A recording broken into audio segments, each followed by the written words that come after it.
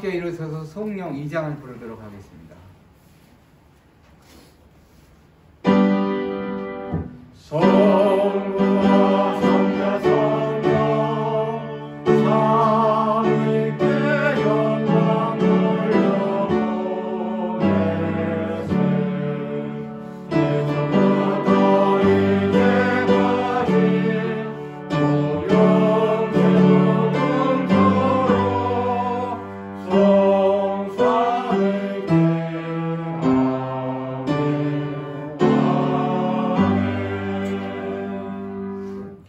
하늘에 계신 하나님 아버지, 저희들에게 거룩한 안식일 주의 전에 모여 함께 하나님을 찬양하며 경배할 수 있게 해주시니 감사합니다. 아멘. 이 시간 우리의 온 마음과 뜻을 하나님께 드리고 주님의 뜻을 우리의 마음에 새기고 살기로 결심합니다. 성령 하나님, 이 시간에 함께 해주셔서 온전히 하나님만을 바라보며 오직 예수 그리스도 그분의 사랑 안에 거하며 살아가는 저희를 되게 인도하여 주시옵소서. 아멘. 이 예배의 시종일관을 우리 주님께서 함께하여 주시옵고 성령 하나님 임재해 주시옵기만을 사랑 많으신 예수님의 이름으로 기도드리옵나이다. 아멘.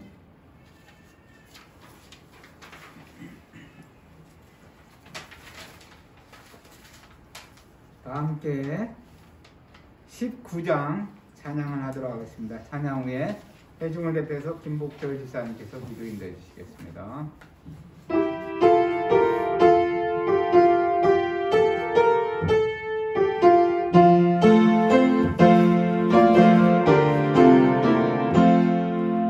천우와 모셔서 주의 이름 찬송해 하옵소서. 영광의 아버지 승리로 오셔서 우리를 다스려 주옵소서. 주 예수 오셔서 우리의 기도를 들으소서. 택하신 백성을 공간히 주시고 마음 새롭게 하옵소서. 보혜사 오셔서 내 맘의 큰 증거 주옵소서. 능하신 이름으로 다스려 주시고 우리를 떠나지 마옵소서. 성삼위일체께 한없는 찬송을 드립니다. 초롱한 영광을 보게 해주시고 영원히 사랑케 하옵소서.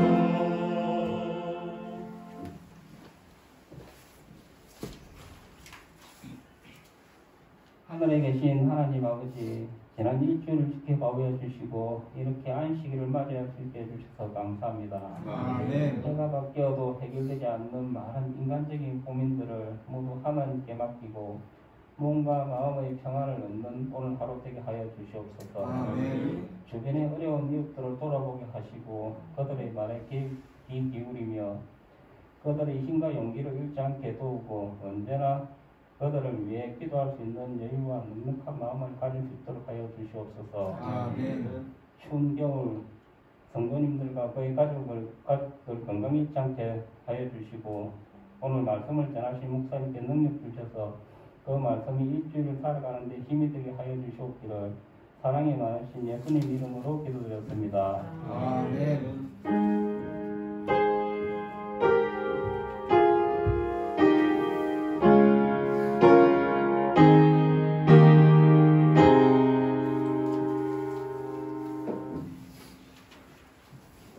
다 함께 일어서서 헌금 찬양 13장을 부르도록 하겠습니다. 만복한 주 하나님 사랑 모두 찬송 만만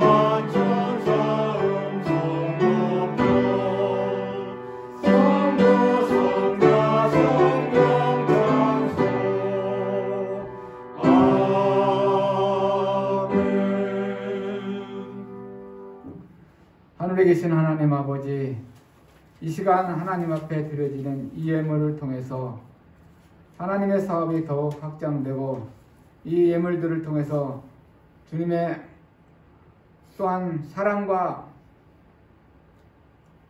주님의 일들을 이룰 수 있는 귀한 헌금이 될 수 있도록 축복하여 주시옵소서.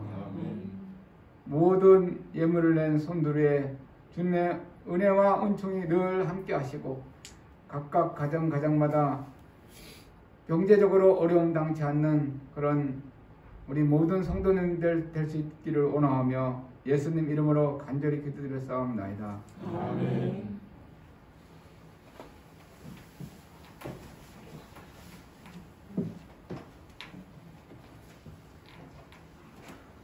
반갑습니다. 예, 오늘 특별히 오늘은 참 가장 기쁜 날인 것 같습니다.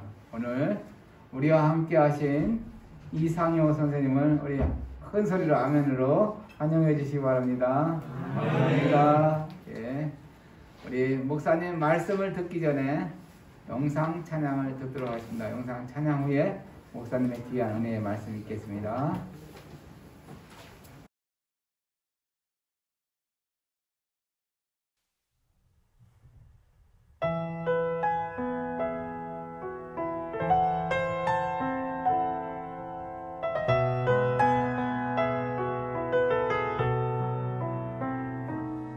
험한 세상 시련 고통 내게 몰려올 때에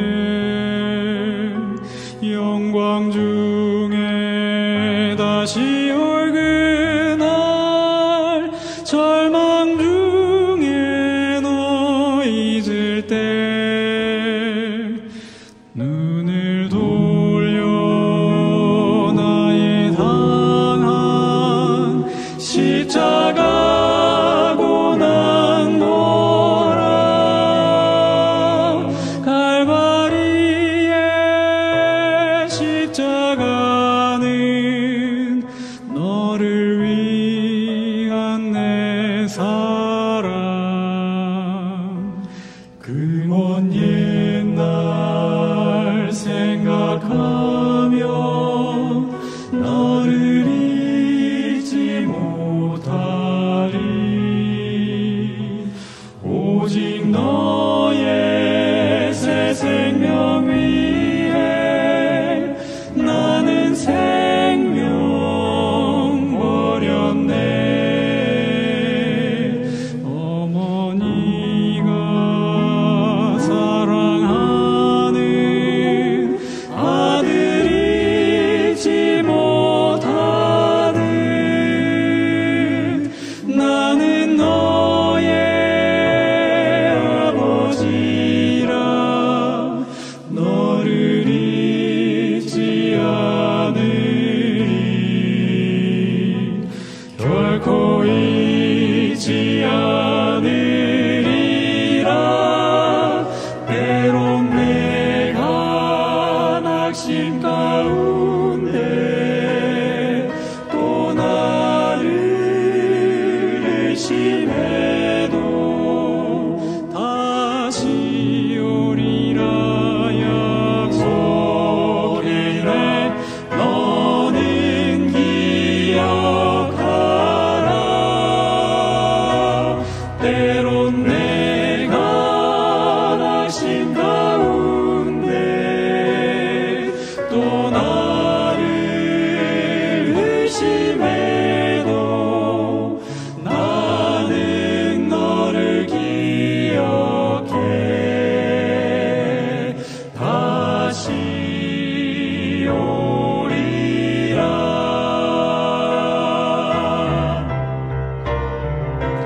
때론 내가 낙심 가운데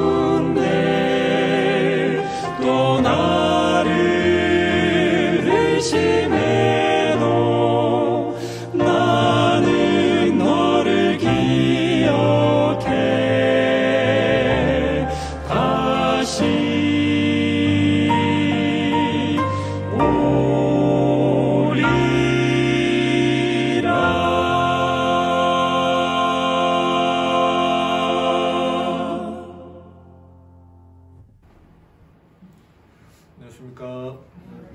하나님의 크신 은혜와 사랑이 함께하는 행복한 안식일 되기를 바랍니다.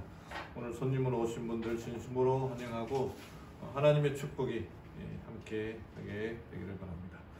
오늘 하나님의 말씀 계시록 3장 1절에서 6절까지 있는 말씀 보겠습니다. 계시록 3장 1절에서 6절까지의 말씀.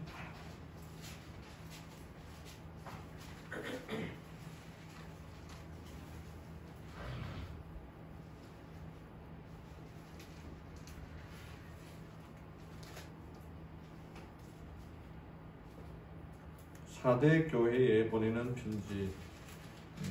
제가 천천히 읽어드리겠습니다. 사대에 있는 교회의 천사에게 편지하라. 하나님의 7 영과 7 별을 가진 이가 이것들을 말하노라. 내가 내 행위를 아노니 내가 살아있다는 이름은 가지고 있으나 죽었도다. 깨어서 남아있으나 죽으려 하는 것들을 강하게 하라. 내가 하나님 앞에서 내 행위의 완전함을 찾지 못하였나니 그러므로 내가 어떻게 받았고 들었는지 기억하고 굳게 붙잡아 회개하라.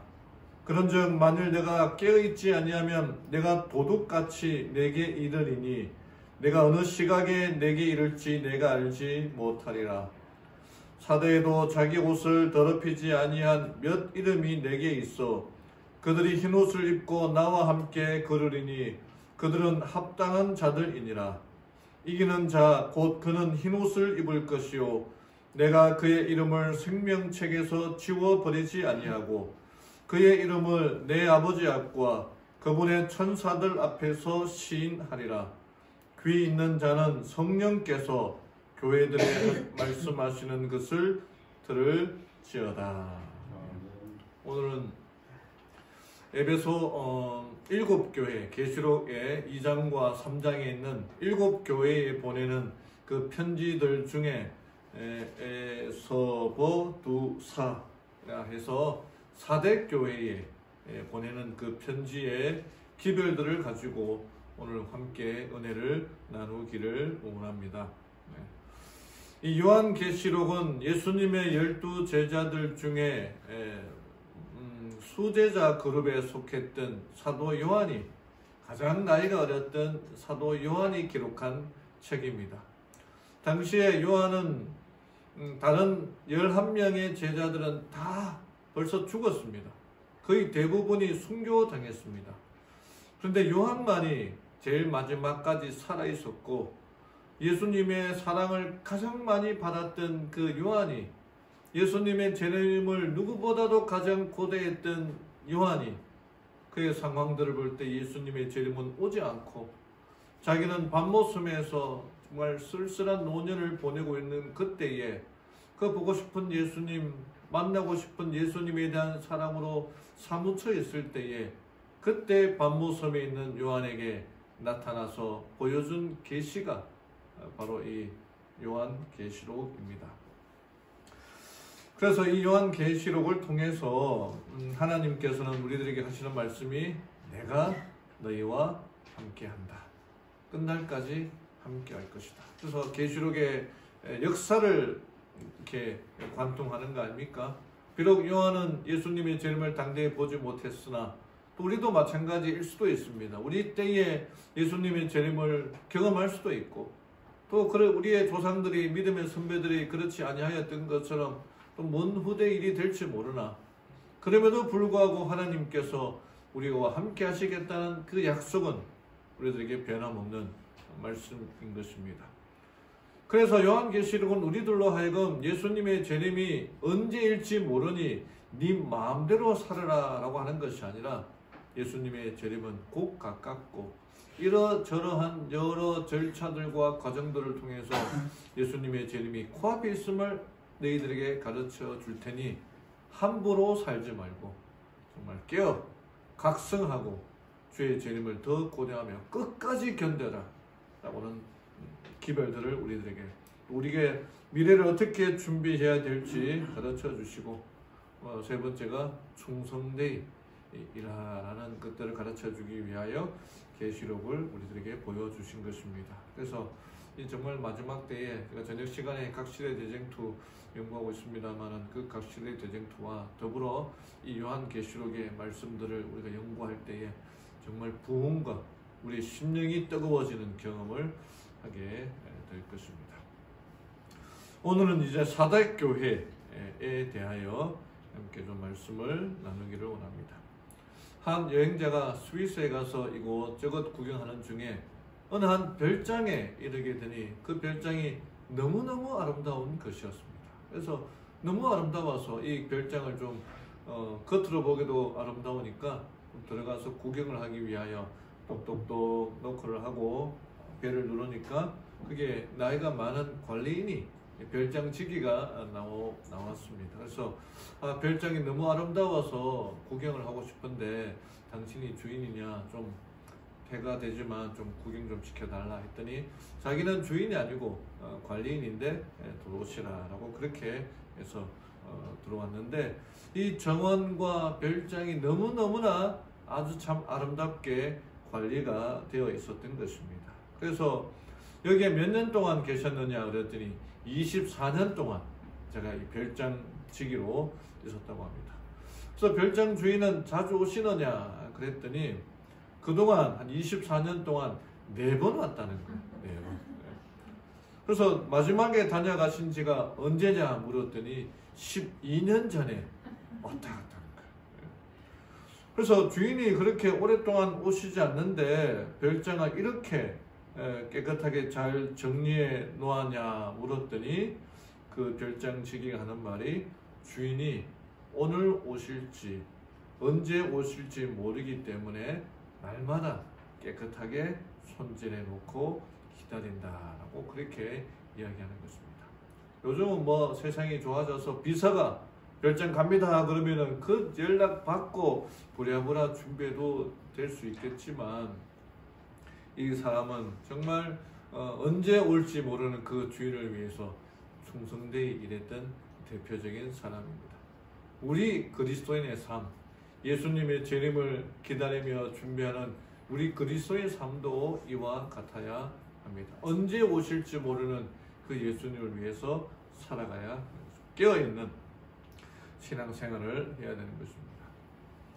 어느 한 책에 실린 이야기입니다. 이 런던의 어느 한 달동네에 두 사람의 재단사가 옷을 만들어 놓은 그 재단사가 서로 마주보며 일을 하고 있었습니다. 그들은 2차 세계대전이 끝나니 1945년부터 거의 한 30년 가까이 그렇게 일을 해왔는데 어느 날 한 재단사가 맞은편에 있는 재단사에게 이번 여름에 휴가 갈 거냐라고 물었습니다.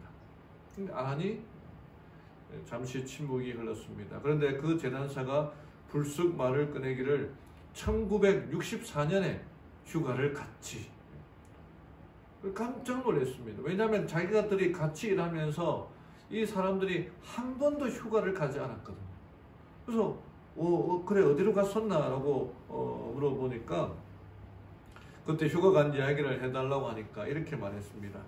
난 그때 벵갈로 호랑이 사냥을 갔었지. 인도에 갔었다는 말입니다. 빛나는 금빛 총을 2개나 들고 말이야. 그런데 어느 날 나는 정말 엄청나게 큰 호랑이를 만났지. 내가 총을 쏘았어. 근데 그놈은 내 총알을 피하고 나를 덮쳤지. 내 머리가 그놈 이빨에 바스러지는 소리가 들리더군. 그리고 나를 먹기 시작했어. 마침내 그놈이 내 마지막 살 한 점까지 다 먹어버렸어. 이상하죠, 그죠? 깜짝 놀라서 첫 번째 재단사가 소리쳤습니다. 무슨 소리를 하고 있는 거야? 호랑이는 자네를 삼키지 않았어. 자네 지금 이렇게 살아있잖아. 그러자 두 번째 재단사가 다시 실과 바늘을 잡으며 슬프게 말했습니다. 자네는 우리가 지금 이 일을 하고 있는데 살아있다고 생각하라. 휴가도 한번 가보지 못하고 먹고 살기에 바쁜 그냥 이 바쁘게 살아가는 그 직장인들에게 의미와 보람을 잃어버린 그 직장인의 모습을 풍자한 글입니다. 살아있는데 죽은 거나 다를 바 없다고 하는 한탄인 것입니다. 한자 용어에 유명무실이라는 말이 있어요. 이름은 있는데 열매가 없다는 거예요. 우리 주님께서는 열매를 기대하고 갔으나 열매가 없는 무화과 나무를 저주한 적이 있습니다. 응당 기대하는 바가 있는데 그렇지 못할 때에 사람들은 실망하게 되는 거죠. 여러분, 우리의 삶이 어떻습니까? 지금 살아가고 있는 삶입니까? 아니면 살아있지만 죽어있는 삶입니까? 한때 어떤 영화가 나온 다음에 살아있네라는 말이 유행어가 된 적이 있습니다. 뭘 해도 뭐 살아있네, 살아있네. 정말 우리는 살아있습니까? 오늘 사대 교회에 보내는 이 편지에는 예수님께서 하시는 말씀이 너희들은 살아있으나 죽은 자라고 책망하고 계십니다. 이 사대는 황금의 도시 사대로 알려졌습니다. 이 사대 성은 뭐 이게 비옥한 헤르무스 도성이 계곡을 내려다 보이는 가파른 언덕 위에 건설된 도시였는데 고대 세계의 가장 큰 도성들 중에 하나였고 리디아 왕국,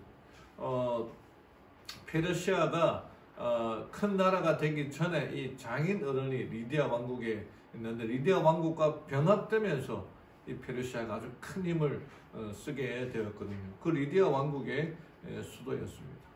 양모, 염색, 의류, 제조업 등의 무역 중심지로 유명했고 시민들은 아주 호화로운 생활을 누리고 있었습니다. 그리고 가파른 도성에 건립된 건설된 도성이기 때문에 올라오는 길은 하나밖에 없었어요. 그래서 외적의 침입에도 아주 이렇게 쉽게 막아낼 수 있는 그런 지리적인 천년의 요새였습니다.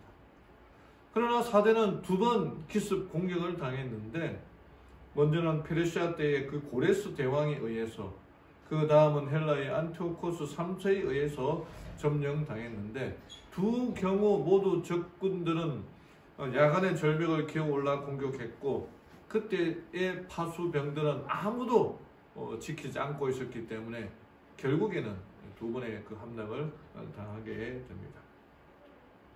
사대교회는 예수님을 하나님의 7영과 7별을 가진 이로 소개하는데 이 교회에는 칭찬은 없고 책망만 있는 그런 교회였습니다. 살았다 하는 이름은 가졌지만은 실제로는 죽은, 영적으로 죽어있는 교회였습니다. 사대 사람들은 특별한 죄나 이단 문제 때문에 책망받은 것이 아니라 생명이 없는 상태였기 때문에 책망을 받았어요. 그들의 영적 무기력, 영적 나태, 무기력이 그들의 문제였다는 것입니다. 오늘 7교회 중에 5번째 교회인 이 사대 교회의 기별을 중심으로 말씀을 나누기를 원합니다. 사대교회에 보내는 예수님의 기별은 깨어 준비하라, 깨어 회개하라고 말씀하고 계십니다. 첫 번째로 우리가 배울 수 있는 것은 죽어도 산자가 되자는 것입니다. 사대교회는 살아있지만 죽어있는 교회였습니다. 사대교회는 칭찬이 하나도 없어요. 그래도 다른 교회는 예수님께서 찾고 찾아서 칭찬했지만 사대교회는 칭찬이 없는 교회, 책망만 있는 교회입니다. 얼마나 불쌍하고 슬픈 교회입니까? 7교회 중에 가장 무서운 책망을 들었던 교회가 저는 사대교회라고 생각이 됩니다. 사대교회에 보내는 그 기별을 읽을 때에 제 가슴이 쿵쿵 내려앉습니다. 왜? 혹시 이 사대교회의 모습이 나의 모습이 아닐까? 사대에 있는 교회의 천사에게 편지하라. 하나님의 7영과 7별을 가진 이가 이것들을 말하노라. 내가 내 행위를 아노니 내가 살아있다는 이름은 가지고 있으나 죽었도다. 제가 몸이 좋지 않아서 병원에 갔는데 그 의사가 하는 말이 당신 살아있지만 죽은 거나 다를 바 없습니다 라고 말하면은 우리의 마음이 얼마나 정말 하늘이 무너져 내리겠습니까? 내가 살아있다고 생각했는데 알고 보니 죽은 거나 다를 바 없다. 살아있어야 된다는 겁니다. 한 번씩 세상에 이런 일인가요? 또는 동물에 관한 그런 프로들 중에 제가 기억나는 게 하나 있는데 이 서울에 어떤 고양이가 길 고양이가 있는데 보니까 그 길 고양이의 이 머리에 못이 박혀 있어서 그 못이 박힌 고양이를 구출하기 위하여 출동한 그거를 이제 영상으로 본 적이 있거든요. 여기 이 고양이가 이렇게 알고 보니까 이게 그 건이라 그러나요? 그 뭡니까? 공사할 때 이게 총 같은 걸로 이렇게 못을 이렇게 빵빵하고 쏘는 거 있잖아요. 예, 그거를 이제 이 고양이가 이제 이 머리에 맞은 거예요. 근데 이 10cm 못의 길이가 10cm인데 4cm가 들어 박혀 있는 것입니다. 근데 고양이가 죽지 않았는데 이게 아마 이 왼쪽 눈이죠. 왼쪽 눈에 뭔가 좀 영향을 줘가지고 이제 그 시력이 조금 안 보이는 그런 형태 있는데 이 고양이를 구출하기 위하여 119가 출동하고 하여튼 그런 걸 본 적이 있거든요.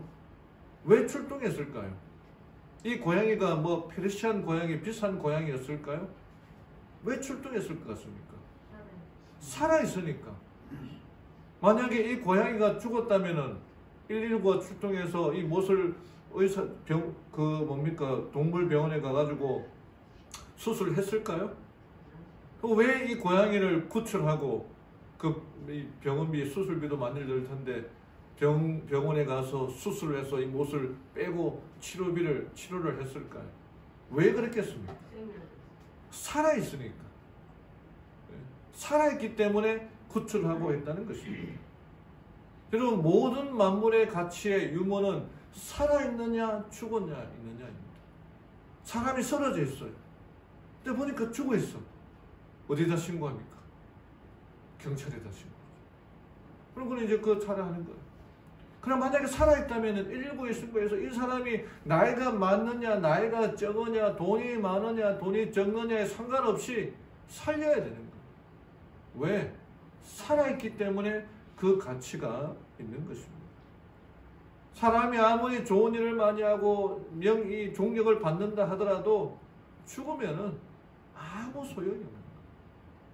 사대교회에 보내는 편지는 하나님께서 우리들에게 하시는 말씀은 살아있어라. 어떻게 하든지 살아있어라. 사대교회의 특징은 이렇게 얘기합니다. 사대교회는 이미 얻은 영광에 만족하고 있었다. 이 교회의 설립자들은 그 영성으로 평판이 자자했던 사람들이다. 그들을 교회로 인도했던 전도자들은 탁월한 설교가들이었다. 그러나 이제 이 교회가 이전에 좋았던 때로 돌아가야 할 때가 있는 것이다. 사도의 교회가 왜 죽은 교회였냐면은 그 사도의 교회를 부흥했던 그 뛰어난 지도자들이 이제 사라지고 그냥 옛날에 우리 교회가 이렇게 좀 부흥했었지, 우리 교회에 정말 훌륭한 지도자들이 많았었지, 우리 교회 장로님들, 집사님들 정말 믿음 있는 분들이 많았었지. 과거에 그렇게 했다는 거예요. 지금은 그런 영적 나태 무기력에 빠져 있다는 것입니다. 설교할 사람도 없고 열성적으로 신앙생활하는 사람도 없고 그런 교회가 되었다는 것입니다. 또 사대 교인들은 외적인 종교 활동을 열심히 하였고 좋은 일을 많이 하였으나 내적으로는 아주 심각한 상태입니다. 교회가 아무래도 활동도 하고 뭐 그랬는데 영적으로는 뭔가 중요한 질병에 빠져 있는 그런 상태였다는 것입니다. 여러분, 우리 교회는 영적으로 살아있는 교회입니까? 죽어있는 교회입니까? 아니면 나는 영적으로 살아있는 사람입니까? 영적으로 죽어있는 교회입니까? 제 개인적인 이야기입니다만 우리 아는 친구 분이 목사님이 희망퇴직을 했더라고요. 그래서 왜 그렇게 했느냐 했더니 뭐 가정적인 문제 때문에 그렇게 했는데 자기 남편을 봐도 심장이 뛰지 않는다고 그렇게 얘기를 들었던 적이 있는데 우리가 하나님의 말씀을 읽을 때에 심장이 뜁니까? 하나님의 말씀을 들을 때에 내 심령이 뜨거워지고 찔림을 받습니까? 나는 정말 살아있는 신앙인인가? 아니면 영적으로 죽어있는 신앙인인가? 나를 돌아봐야 하는 것입니다. 내가 정말 죽은 자라면은, 또는 우리 교회가 죽은 자라면은 어떻게 해야 될까? 첫사랑을 생각하고 회개하라. 다시 돌이키라. 그렇지 않으면 예수님이 도적같이 임하여 사대처럼 멸망할 것이다 라고 얘기하고 있습니다. 한 4, 5년 전에 에밀 라텔 밴드라고 하는 이 사람이 있었습니다. 이 사람이 이 네덜란드에서 컨설턴트로 일하는 사람인데 1949년생이에요. 올해 나이가 이제 74살입니다. 근데 그가 이제 이 네덜란드 법원에다가 재판을 신청했는데 그게 뭐냐면은 자기의 나이를 20살로 줄여달라고 하는 소송을 한 거예요. 이때 이제 이 사람이 소송할 때가 69세였는데 자기의 생년월일을 고쳐달라는 거예요. 근데 그 청원이 받아들여지지 않자 이거를 다시 다른 법원에다가 소송을 제기한 겁니다. 왜 그렇게 했느냐 라고 말하기를, 이 사람이 자기가 내 나이가 69세라는 게 실감되지 않는다. 근데 나이가 69세니까 뭐 데이트 어플이라고 하는 이렇게 만남이 어플이 있는데 거기다가 자기를 올리면은 아무도 나에게 데이트 신청을 하지 않는다는 거예요. 69세 할아버지니까 여기 젊은 사람한테도 오지 않는다는 거예요. 그래서 자기가 나이 때문에 차별받고 있으니까 내 나이를 줄여야겠다. 그러니까 20살 줄이면 이때 50세잖아요. 50세가 되면은 뭔가 할 수 있다는 겁니다. 이렇게 얘기했습니다. 나의 공식적인 나이는 나의 감정적인 상태를 반영하지 못합니다. 또한 내 공식적인 나이 때문에 일과 사랑을 찾는 데 어려움을 겪고 있습니다. 내가 만약 만 49세라면 나는 새로운 집을 살 수 있고 다른 차를 운전할 수 있습니다. 나는 더 많은 일을 할 수도 있습니다. 지금 내 얼굴로 49세라고 하면은 나는 더 유리한 위치에 있게 될 것입니다. 그러면서 자기의 어떤 이 신체 건강 검진을 해가지고 내 신체 나이가 의사들에 의하면은 자기의 신체 나이가 45살이라고 그렇게 이제 결과가 나왔기 때문에 내 나이를 고쳐달라는 거야. 나는 얼마든지 더 새롭게 살 수 있다. 근데 나이 때문에 내가 차별을 받는다. 그렇게 했다는 겁니다. 어떻게 되었을까요? 전혀 이제 이루어지지 않고 그냥 이제 아예 기각되어 버렸는데, 뭐 괜찮은, 저는 이 사람의 이 생각이 살아있구나. 요즘 말로 이제 살아있네. 이런 자기가 나이만 고쳐준다면 내가 정말 더 새롭게 인생을 살 수 있다라고 말하는 이 모습을 보고 살아있네라고 생각을 하게 됩니다. 여러분 잘 아시는 최경대 집사님, 이 진주중앙교회 다니시는 분인데 이분이 장로교회에서 오랫동안 신앙생활을 하다가 개혁한 사람입니다. 30년 동안을 장로교회 열심히 출석하였고 그 남편은 세탁소 일을 하는데 새벽에 이 새벽 기도회에 참석하는 사람들을 모시러 다니는 이 버스 운전사에 봉사를 한 사람입니다. 근데 이분이 신앙에 대한 열심은 있었는데 마음 한편에는 하나님에 대한 두려움이 있었어요. 그러다가 2014년도에 병원에 갔는데 가슴에 뭔가 잡혀서 검사를 해보니까 유방암 판정을 받게 되었습니다. 그때 이 집사님에게 든 생각이 올 것이 왔구나. 왜? 자기의 신앙에 뭔가 문제가 있다고 생각하면서 하나님께서 자기에게 뭔가 이 큰 충격을 줄 것 같다는 그런 두려움에 빠지고 있었거든요. 잘못된 생각이었죠. 근데 이분이 가족이 이제 세탁소를 운영하고 있었는데 우리 재림교회 진주중앙교회 다니시는 분들이 이제 이곳에서 단골이 되어가지고 세탁소에 하면서 이렇게 하다가 재림교회 시조 또 받고 하다가 한 후배에 의해서 이 여수 요양병원을 운영하고 있는 거기에 연결돼가지고 암 판정을 받고 여수에 가서 요양을 하게 되었습니다. 그분이 한 3개월 동안 입원하시는 기간 동안에 외부에 한 목사님이 오셔가지고 새벽 기도회 동안에 설교를 하셨는데 그 중에 이 영혼 불면에 대해서 설교를 하셨는데 너무너무 의문이 많이 생기더라는 거예요. 그래서 설교가 끝나고 그 목사님을 찾아가서 궁금한 것을 질문하니까 처음부터 다 알려고 하지 말고 본인이 예언 전도했던 그 강목, 일주일짜리 강목을 카톡으로 보내주는데 1시간 30분짜리 설교 6개를 보내주셨다는 거예요. 예언 전도이니까. 근데 처음에 자기가 들을 때는 무슨 설교인지 하나도 몰랐는데 이분이 좀 열심은 있나 봐요. 뭐라고 하는지 몰라도 내가 끝까지 다 들어보겠다 해서 한 달 동안 설교 6번의 설교를 계속 들었더니 조금씩 이해가 되기 시작했고 재림교회에 관련된 책들을 읽기 시작하였습니다. 그러면서 이 교회가, 우리 재림교회가 어떤 교회인지를 깨닫게 되면서 하나님의 은혜가 마음에 차기 시작했어요. 그래서 3개월 동안 자기도 환자로서 그 병원에 입원했지만 나머지 기간 동안 암 환자로서 다른 암 환자를 섬기는 그런 봉사를 했다는 것입니다.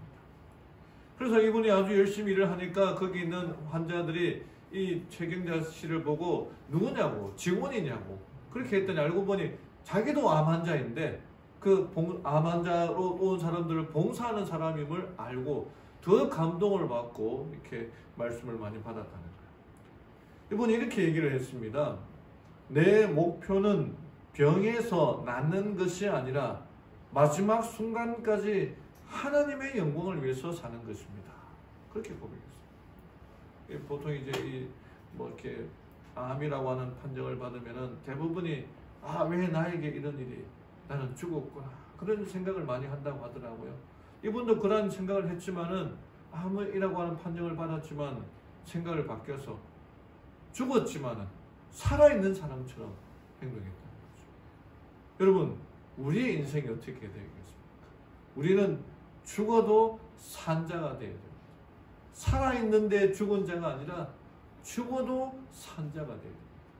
우리의 목적, 우리의 목표는 여기 있는 사람처럼 하나님의 영광을 위해서 사는 것, 그것이 바로 살아있는 사람의 특징이 되는 것입니다. 죽어도 산 자가 되는 우리 성도님들 되기를 간절히 바랍니다. 두 번째는 깨어 강하게 하라고 하는 것입니다. 예수님께서는 이 사대 교회에 권면하기를 깨어서 남아있으나 죽으려 하는 것들을 강하게 하라. 그러므로 내가 어떻게 받았고 들었는지 기억하고 굳게 붙잡아 회개하라. 그런즉 만일 내가 깨어있지 않냐면 내가 도둑같이 내게 이르니니 내가 어느 시각에 내가 이럴지 내가 알지 못하리라. 여기 깨어란 말은 wake up, 일어나라는 거죠. 경계하다, 정신을 차리다. 즉 사전의 위험을 의식하고 경계하라는 것입니다. 강하게 하라는 것은 마음을 굳게 하고 지지하고 다시 불을 붙여 분위기를 쇄신시켜 풍전등화에 찬 교회를 건지고 영적 무감각에서 깨어나라는 것입니다. 그렇지 않으면 도둑같이 임하여 멸망당할 것이다. 이건 사대의 역사가 있어요. 이 사대의 그 정말 천년 요새였지만은 두 번이나 함락되는 그 기록이 있습니다. 첫 번째가 고레스가 침공하여 이 사대성을 두르고 14일 동안 포위했는데 입구가 보이지 않는 거예요. 그래서 이 리디아와 크로에수스 군대가 이 사대를 이렇게 포위하고 있는데 이 고레스는 병사들에게 누구든지 이 입구를 누구든지 난공불락의 사대로 들어가는 방법을 찾아내는 자에게는 특별한 상을 주겠다고 이렇게 제안을 합니다. 그때에 이 히에레 아데스라고는 이 병사가 이 적진의 그 밤에 거기 있는 그를 감시하고 있었는데 마침내 그 사대의 그 병졸 하나가 지키다가 이 투구가 떨어졌는 거예요. 이 성에서 떨어져가지고 그걸 찾으려고 보니까 흉복 아래로 내려와서 그 투구를 들고 올라가는 모습을 발견하게 됩니다. 그러니까 뭔가 비밀 통로가 있다는 거죠.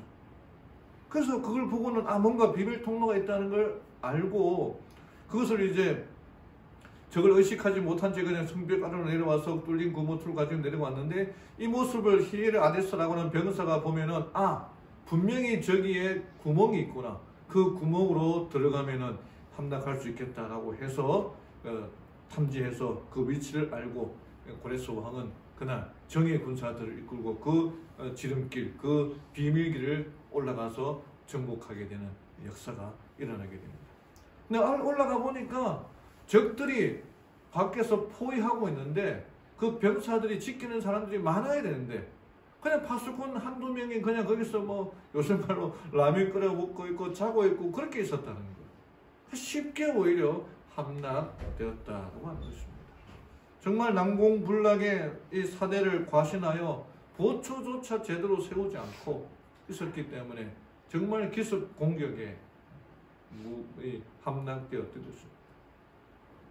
두 번째도 마찬가지예요. BC 218년에 하대가 함락되었는데 이 안티오코스 대제에 의하여 함락되었는데 역시 그곳에서 싸우다가 도대체 올라갈 길이 하나밖에 없는 막혀 있으니까 찾지를 못하고 있는데 이 라고라스라고는 그 군인이 특공 대원들을 이끌고 거기에 있는 샅샅이 뒤진 다음에 그 비밀문을 발견하고 그곳으로 올라가서 함락되었던 그런 역사이기 때문에 난공불락이라고 이렇게 자만하지 말고 언제 쳐들어올지 모르는 그 적들에 대비하기 위하여 깨어있어라, 강하게 하라, 굳게 붙잡아 회개하라고 권면하고 있는 것입니다.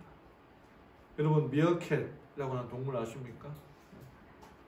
사막의 별명이 사막의 파수꾼인데 앞이 훤하게 트인 그 바위나 나뭇가지 위로 올라가서 양쪽 다리로 몸을 지탱하고 굳게 일어서서 마치 이 초병처럼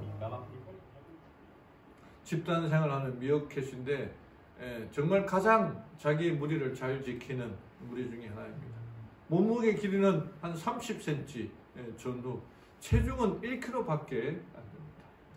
적게는 5마리, 많게는 30마리가 무리를 이루며 조직적인 생활을 하게 되는데 이 미어캣의 특징이 자신의 영역을 잘 지키고 있는 거예요. 이 덩치도 작고 뭐 이렇게 정말 약하기 때문에 자칼, 뭐 여우, 독수리 같은 포식자가 내려오면은 한순간에 목숨을 잃을 정도의 정말 연약한 정말 동물입니다.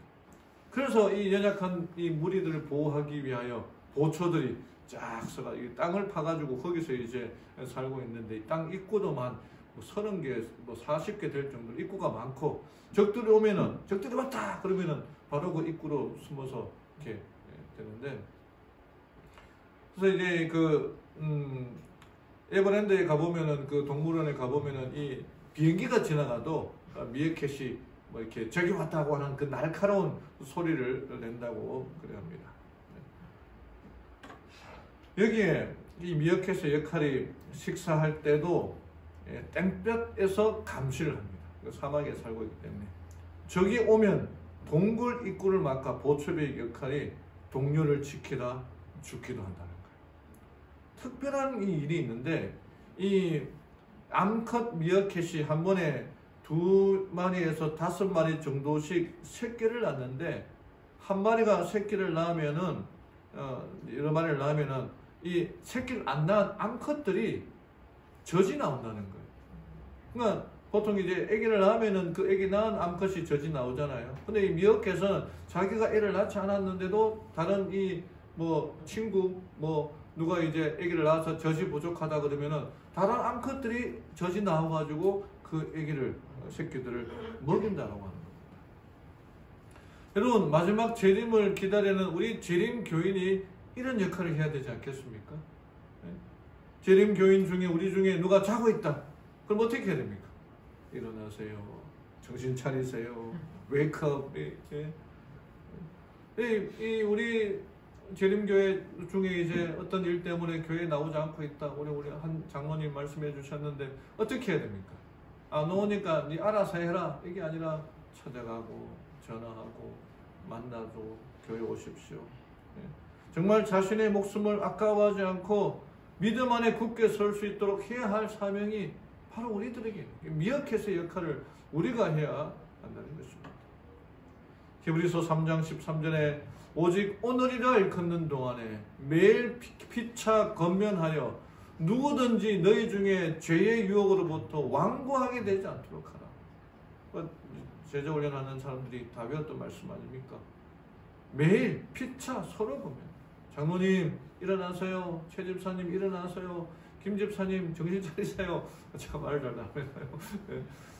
깨어나십시오. 준비하십시오. 예수님의 재림을 기다려야 됩니다. 이러시면 안 됩니다. 이렇게 얘기해야 되는 것입니다.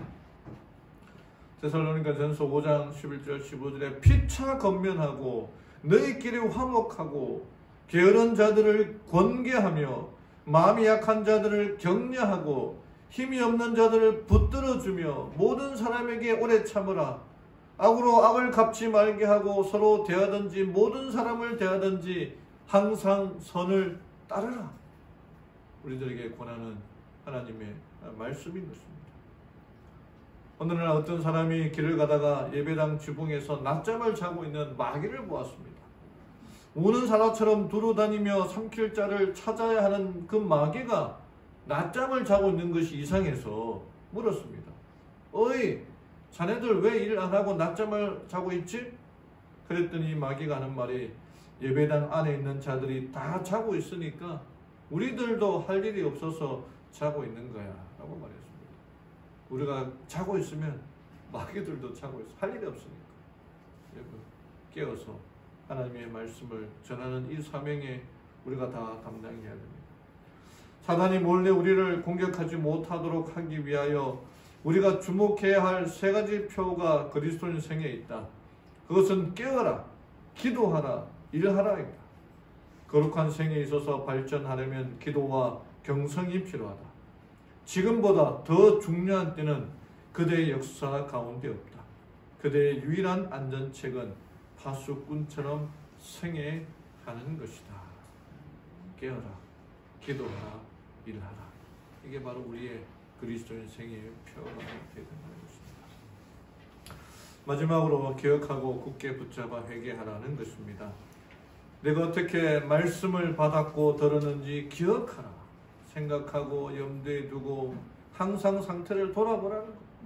굳게 붙잡아 이미 받았고 들었던 복음을 다시 한번 붙잡으라는 것. 회개하라. 단번에 결정적으로 죄에서 돌이킬 것을, 즉 방향을 전환하는 것을 말하는 것. 그런 즉 만일 내가 깨어있지 않냐면 내가 도둑같이 내게 이르리니 내가 어느 시각에 내가 이럴지 내가 알지 못함이니라. 우리들에게 하시는 권면의 말씀 기억하라. 여러분, 우리가 처음 어떻게 신앙생활을 하게 되었습니까? 그때 내가 무슨 결심으로 이 교회에 들어오게 되었습니까? 내가 어떤 마음으로 이 하나님의 전에 오게 되었습니까? 그때의 일을 기억하라는 것입니다. 그때 하나님께서 내 마음에 역사하셨던 그 마음으로 다시 내 마음을 붙들고 굳게 붙잡고 회개하라는 거죠. 하나님, 아직 내 마음에 역사하심을 인하여 감사합니다. 그 내가 아직 살아있다는 증거죠. 죽어있는 게 아닙니다. 내 마음에 살아있는 것입니다. 회개하라는 것입니다. 하나님 죄송합니다. 제가 정신 차리겠습니다. 다시 하나님께로 나아가겠습니다. 기도하고 돌아가는 기회가 되기를 바랍니다. 온 마음을 다해 그리스도께 재헌신할 수 있는 유일한 길은 과거의 경험을 마음속에 되살려서 그것을 현재에 적용하는 것이다. 이렇게 함으로써 회개를 경험하고 현재 무기력한 상태에서 돌아서서 그리스도와의 새로운 관계를 시작하게 될 것이다. 과거의 기억을 되살리는 거죠. 그럼 뭐 요즘 하는 말, 라떼는 말이야 그러면은 제가 밥 먹다가 우리 서진이 앞에서 라떼는 그랬더니 우리 서진이가 저한테 뭐라고 한지 아십니까? 꼰대라 그러거든요. 옛날에 내가 말이야 왕년에. 그럼 우리의 신앙은 왕년에가 좋아야 됩니까? 지금도 좋아야 됩니까? 지금도 좋아야지. 내가 그때는 예수님을 제대로 믿지 않았고 했지만 지금은 더 열심히 믿고 있다. 우리의 또 과거에 하나님께서는 얼마나 보살펴 주시고 지금 오늘 이 시간까지 나를 인도해 주셨는가. 감사해야 되는 거죠. 바이블은 이렇게 말합니다. 우리는 주님께서 우리를 인도해 오신 길과 우리의 과거 역사를 통하여 주신 그분의 가르침을 잊어버리는 것 외에는 미래를 위하여 두려워할 것이 전혀 없다. 그럼 우리가 미래가 두렵기도 할 때가 있지만 정말 두려워해야 되는 것은 과거에 하나님께서 우리를 인도해 오신 그 길과 우리의 과거 역사를 통하여 우리들에게 가르쳐 주신 그분의 가르침을 잊어버리는 것 외에는 두려워할 것이 없다는 것입니다. 하나님께서 나에게 어떠한 마음으로 어떻게 나를 인도해 오셨는가, 그의 기억들을 되살리고 그 기억들을 붙잡고 하나님께로 나아가며 살아가는 우리 모든 성도님들 되기를 간절히 바랍니다. 사랑하는 우리 성도 여러분, 사대 교인들에게 보내는 엄청나게 무서운 책망, 살아있으나 죽은 자다, 그런 책망을 받지 말고 너네 죽은 줄 알았더니 살아있네 라고 하는 칭찬을 듣게 되기를 바랍니다. 죽어도 산자가 되기를 바랍니다. 종교적 행사나 이벤트나 그런 데보다도 하나님과의 올바른 관계를 통해서 살아있는 신자가 되기를 간절히 바랍니다. 정신 차려 준비하고 파수꾼처럼 깨어있는 우리 모든 재림 신자가 되기를 바랍니다. 지켜 회개하라. 내가 나에게 주신 진리의 말씀을 확실하게 붙잡고 회개하며 돌이켜서 하나님께로 나아가는 우리 모든 성도님들 되기를 바라며 오늘 말씀을 마치겠습니다.